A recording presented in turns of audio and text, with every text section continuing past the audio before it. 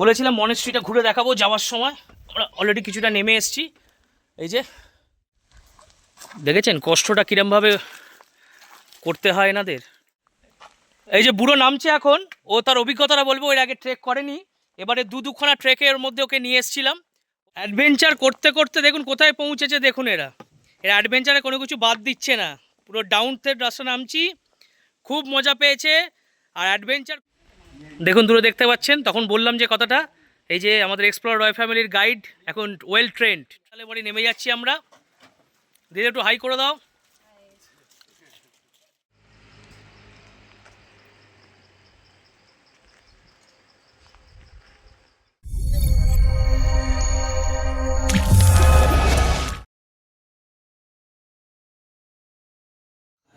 আগের পর্বে অজানা বিচ্ছিন্ন যোগাযোগ বিচ্ছিন্ন এক গ্রামের গল্প বলতে বলতে আজকে সুপ্রভাত হয়ে গেল।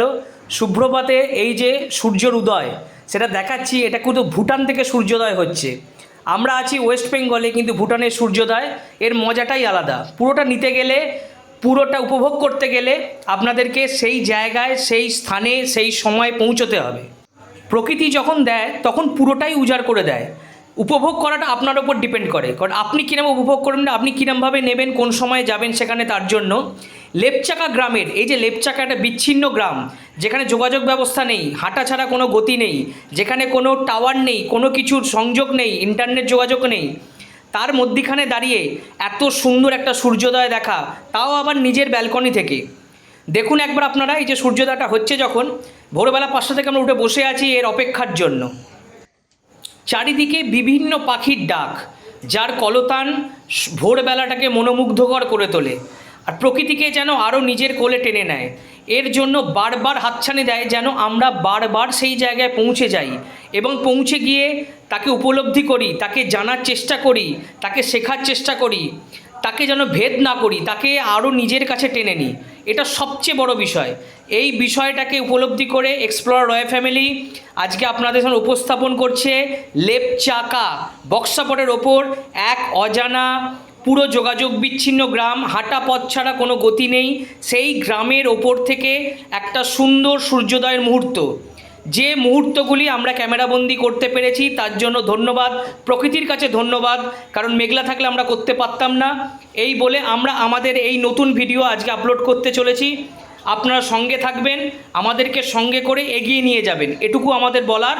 এক্সপ্লোরার রয় ফ্যামিলি, EXPLORER FAMILY, এক্সপ্লোরার রয় ফ্যামিলি, এটাকে আপনারা দেখবেন, নিজেদের মতো করে, নিজেদের সঙ্গে করে এগিয়ে নিয়ে যাবেন। আমরা আরও কিছু আপনাদেরকে ডেডিকেট করার চেষ্টা করব। গুড মর্নিং, সুপ্রভাত অনেক আগেই হয়েছে। আপনাদেরকে সানরাইজের, জানলা থেকে সানরাইজের ভিডিওটা দেখিয়েছি, সেটা যাবে। তারপরে এখন সকালের খাবার রেডি হচ্ছে, মানে টিফিন। এই যে রুটি, ছোলার তরকারি, পেঁয়াজ, দীপঙ্করই সার্ভ করে দিচ্ছে, ডিম সেদ্ধ আছে। আর কোথায় বসে খাচ্ছি দেখুন, এই যে ভিউটা, সব বসে আছে অধীর আগ্রহে খাবে বলে। দীপঙ্কর এখন সার্ভ করছে। আমি এখনও যদিও ব্রাশ করিনি, ব্রাশটা করে নিই, করে তারপরে খাবো। এই সকালে উঠেছিলাম সানরাইজের ভিউ দেখার পর, আবার একটুখানি শুয়ে নিয়েছিলাম, কাজ নেই তো, ওই জন্য একটু বেশি ল্যাথ খাচ্ছি আর কি। এই যে ডিম সেদ্ধ দিচ্ছে, খাওয়া দাওয়া হোক, তারপরে বেরোনোর তোড়জোড়। সবাই মোটামুটি রেডি, এই যে সব রেডি হচ্ছে। দীপঙ্কর এখন একটু ল্যাথ খাচ্ছে আর কি, উঠবে। ছোট ব্যাগ, সব ব্যাগ কমপ্লিট করে নেওয়া হয়ে গেছে। আমরা এখান থেকে এবার ডাউন রাজে নামবো, বক্সার কাছে যাব। তো এক্সপ্লোরার রয় ফ্যামিলি কালকে যা যা উঠেছি পুরো ভিডিওটাই আছে, সেটা তো আপনাদের দেখাবো। আজকে ফেরার সময় মনেস্ট্রিটার সামনেটা একটু ঘুরে দেখাবো, তারপরে আমরা নামবো ডাউন থ্রেডে, মানে চড়াই উতরাই মিলিয়েই আছে। তারপরে বক্সা পৌঁছবো আমরা। বক্সা থেকে আবার নিচে সান্তালে বাড়িতে আমাদের গাড়ি রাখা আছে, এখান থেকে বক্সা, বক্সা থেকে সান্তালে বাড়ি। চলুন বক্সা পৌঁছে আপনাদেরকে দেখাচ্ছি, তারপরে সান্তালে বাড়িতে গিয়ে গাড়ি ধরবো, ধরে একদম ডাইরেক্ট নিউ আলিপুর। এই যে দিদি কাল থেকে সমস্ত কিছু দিদি রান্না করে খাওয়াবে, রান্না বান্না খুব সুন্দর হয়েছে। আমরা এখন সকালবেলা এখান থেকে চেক আউট করে বেরিয়ে যাচ্ছি। সকাল 10টায় আমাদের চেক ইন ছিল আর 10টায় চেক আউট। আমরা একটু লেটেই ঢুকেছিলাম কালকে।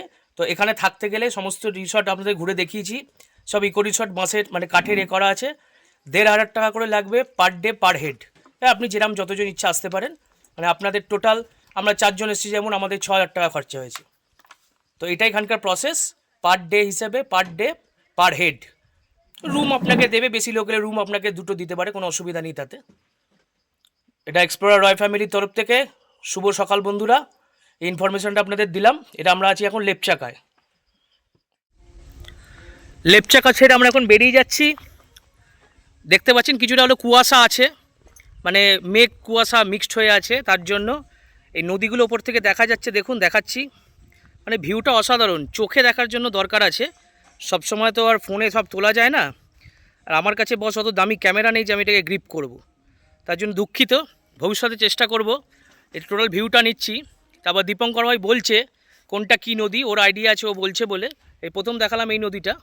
এটা হলো বক্সা নদী, বক্সার এরিয়া থেকে বেরিয়েছে, ওইদিকে যেয়ে এটা জয়ন্তীতে নদীতে মিলে গেছে। আর এইদিকে দেখেন বাঁদিকে যেটা দেখা যাচ্ছে সেটা হলো জয়ন্তী নদী। ওপর থেকে টোটাল ভিউটা পাবেন, বক্সা, জয়ন্তী, হাসিমারা সমস্ত কিছু দেখা যায়। আরও ক্লিয়ার থাকলে আরও ক্লিয়ার দেখাতে পারতাম, কিন্তু বেশি ক্লিয়ার নেই, সেই জন্য ছোটো করে দেখালাম ভিডিওটা আপনাদের। এই যে পুরো ভিউটা অসাধারণ ভিউ, একদম লেপচাকা টপে আছি এখন, মানে একদম টপ গ্রাম, লেপচাকা শেষ গ্রাম আর কি যাকে বলে। বলেছিলাম মনেস্ট্রিটা ঘুরে দেখাবো যাওয়ার সময়, আমরা অলরেডি কিছুটা নেমে এসেছি। এই যে আমরা ভুটান ঘুরেছি, সব ব্লগ আছে, এক্সপ্লোরার EXPLORER ROYFAMILY, এক্সপ্লোরার রয় ফ্যামিলিতে যাবেন সব পাবেন। লেপচাকার মনস্ট্রি এটা। এই যে বুড়ো ছবি তুলছে, এখন সেলফি তুলছে। এই যে মনেস্ট্রির চোংথামটা এখানেই আছে, এই যে দেখুন। আমি পুরোটা প্রদক্ষিণ করে ঘুরে দেখিয়ে দিচ্ছি আপনাদের। খুব ছোট মনেস্ট্রি, কিন্তু খুব সুন্দর, লোকেশানটা সুন্দর। তো 360 মনেস্ট্রির 360 ভিউটা আপনাদের দেখিয়ে দিচ্ছি। ভাই ওখানে ছবি তুলছে, এখন ব্যস্ত আছে। খুব ছোট্ট জায়গার ওপর ছোট্ট সুন্দর মনেস্ট্রি। এই যে লেপচাকা মনেস্ট্রি, লেপচাকা বক্সা ফোর্টের ওপরে 1.5-2 কিলোমিটার হেঁটে উঠতে হবে, তারপর এটা পাবেন। আর ওই যে দূরে পিছনে ওটা পুরো ভুটান পাহাড়, ওর পেছনে ভুটানের পুরো গ্রাম আছে। আমরা প্রায় বক্সা ফোর্টের কাছাকাছি চলেই এলাম। দেখুন নামতে বেশিক্ষণ টাইম লাগে না, এখানে কারো হাঁপানিরও ব্যাপার নেই, নামার সময় খুব ইজি, ওঠার সময় কষ্ট। কিন্তু আমার ক্ষেত্রে উল্টো হয়ে গেছে। এই যে একটা লাঠি জোগাড় করে নিয়েছি, কারণ ওই ইয়ালবাং করার পরেতে না পাটা তো স্টিপ হয়ে গেছে। ওরা যখন হুড়োহুড়ি করে নামছে, নামতে তো আনন্দ বেশি, কিন্তু আমার উল্টো হয়ে গেছে। আমার নামতে গেলে প্রচুর কষ্ট লাগছে, ওঠার সময় কোনো কষ্ট নেই। এই যে সামনে নামছে এরা, হ্যাঁ ও তো ছুটবেই, ও তো ইয়ং ব্লাড না, ও শুধু ইয়ালবাংটাতেই যায়নি, ও আবার একটু জলকে ভয় করে, তো মানে যদি ডুবে যেত ওই জন্য ভয়ে যায়নি আর কি, আর কিছু না। এই যে বুড়ো নামছে এখন, ও তার অভিজ্ঞতাটা বলবো, এর আগে ট্রেক করেনি, এবারে দুখানা ট্রেকের মধ্যে ওকে নিয়ে এসেছিলাম, ও বলুক কি অভিজ্ঞতা ওর। হ্যাঁ, এটাই আমার প্রথম ট্রেক, মানে ইয়ালবাংটা আমার প্রথম ট্রেক ছিল। তো আমি ভাবতে পারিনি যে এতটা আনন্দ ট্রেকের ক্ষেত্রে হতে পারে। যদিও শরীরে অনেক কষ্ট হয়েছে, অতখানি নাবা ওঠা, মানে কিন্তু পৌঁছে কষ্ট শেষ হয়ে যায় জায়গাগুলো দেখার পর, শরীর এক্সস্টেড হয়ে গেছে। কিন্তু যে ভিউ পেয়েছি আমরা, বা যেভাবে আমরা গেছি, মনে হয়েছে যেন অ্যাডভেঞ্চার। হ্যাঁ, যে মনে হয়েছে যেন যে না আমরাও পারি।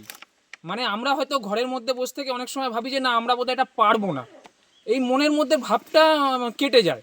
যখন আপনি এরকম দুর্গম জায়গায় যান, তখন মনে একটা জোর আসে। ওই জন্য বললাম তাহলে ছেড়ে বেরোন, সব ছেড়ে ছুড়ে বেরোন।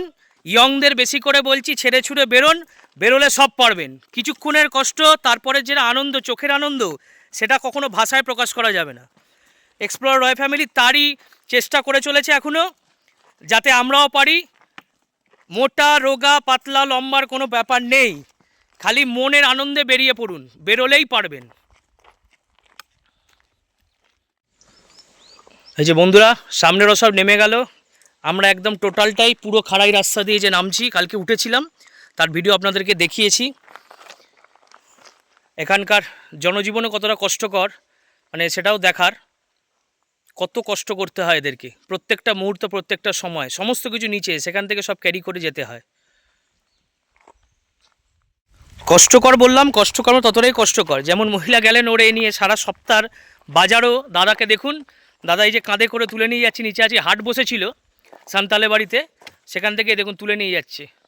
বুঝতে পারছেন কতটা ট্রেক করে উঠতে হয়? দেখেছেন কষ্টটা কিরমভাবে করতে হয় এনাদের। এই বড় ভাই আবার চালের বস্তা নিয়ে উঠছে দেখুন, এটা ওদের ডেলি লাইফের ব্যাপার। আজকে হাট বলে একটু বেশি, প্রত্যেকটা সময় এতটা কষ্ট করে উঠতে হয় প্রত্যেকটা জায়গায়। যে রাস্তাটা দেখুন, আপনাদেরকে সামনে রাস্তাটা আমি দেখাচ্ছি, এটা ওঠার সময় দেখিয়েছিলাম। ওই যে আমাদের বস, এই যে সামনের রাস্তাটা দেখুন কোথায়, কতটা নিচে। হোমস্টের মালিক নিচে। এই যে মুনলাইট হোমস্টের স্যারজি নিজেই গেছিলেন, দেখুন পিছনে এইসব সবজি বয়ে নিয়ে উঠছে। আজকে বাজার ছিল, মঙ্গলবার নিচে বাজার থাকে সান্তালে বাড়িতে, সাথীও আছে ওনার, সব নিয়ে উঠছেন ওপরে। ওপরে আর দেখা হলো, নিচে ভিডিওটা করলাম। তো স্যারজিকে রাস্তাতেই পেয়ে গেছে, আমরা নামার সময় বক্সাপোর্টের আগেই আছি, এখনও বক্সাপোর্ট পৌঁছায়নি।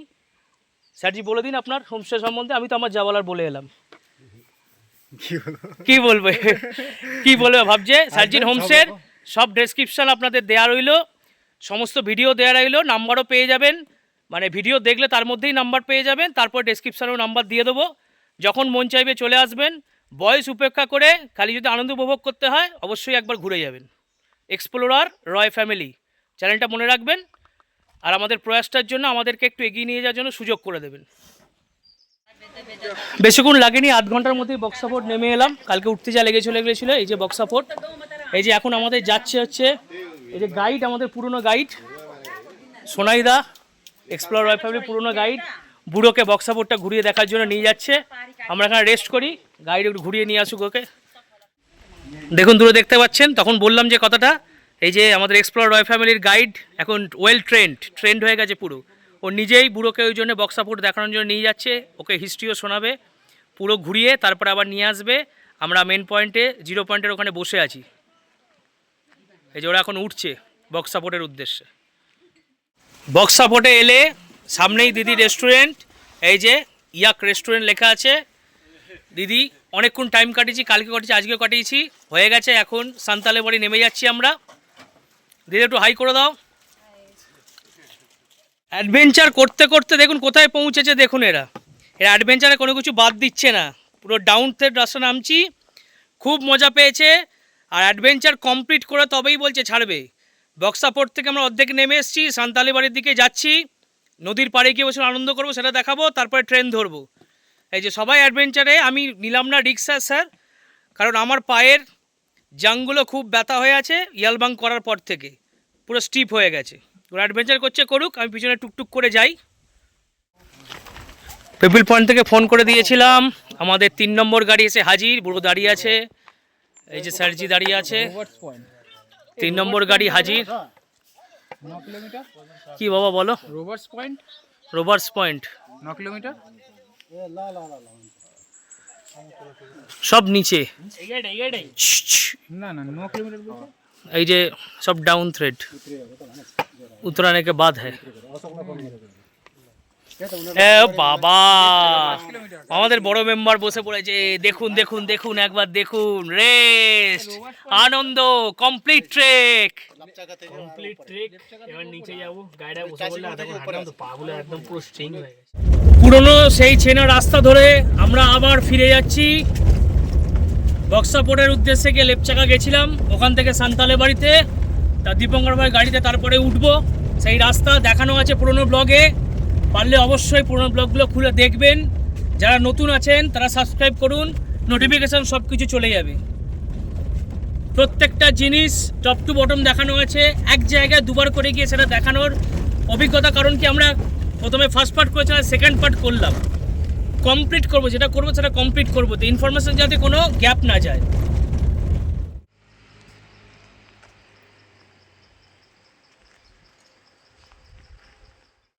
আগে আপনাদেরকে দেখিয়েছি, এখন কিছু প্রজাপতির ছবি তোলার যখন নেমে পড়লাম। এটা হচ্ছে পুরো বালা নদী, নদীটা কতটা বিস্তৃত দেখুন। আর এই যে পিছনে আমাদের গাড়ি ওখানে স্ট্যান্ড করে একটু নেমেছি, নদীটা ঘুরে দেখবো। সামনে অনেক প্রজাপতির ভিউ আছে, প্রচুর প্রজাপতি বিভিন্ন রকমের, যদি তুলতে পারি 2-4 রকম, সেটা তুলে আপনাদেরকে দেখাবো, সেই জন্য নামলাম। আমাদের জয়ন্তীর সেই পুরনো জায়গায় চলে এসেছি লাঞ্চ করার জন্য। দীপঙ্কর অ্যাজ ইট ইজ পিছনে চলে গেছে, দীপঙ্কর ওখানে খাচ্ছে এখন। ওর ফেসিলিটিটা পরে বলবো, ওটা এখন বলা যাবে না।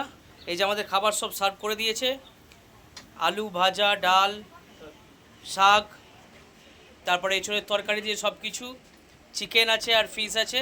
এই যে চিকেন আর ফিশও চলে এসছে সব কিছু। এই যে খেতে বসে গেছে ওরা, খাক, তারপর আমি স্টার্ট করছি।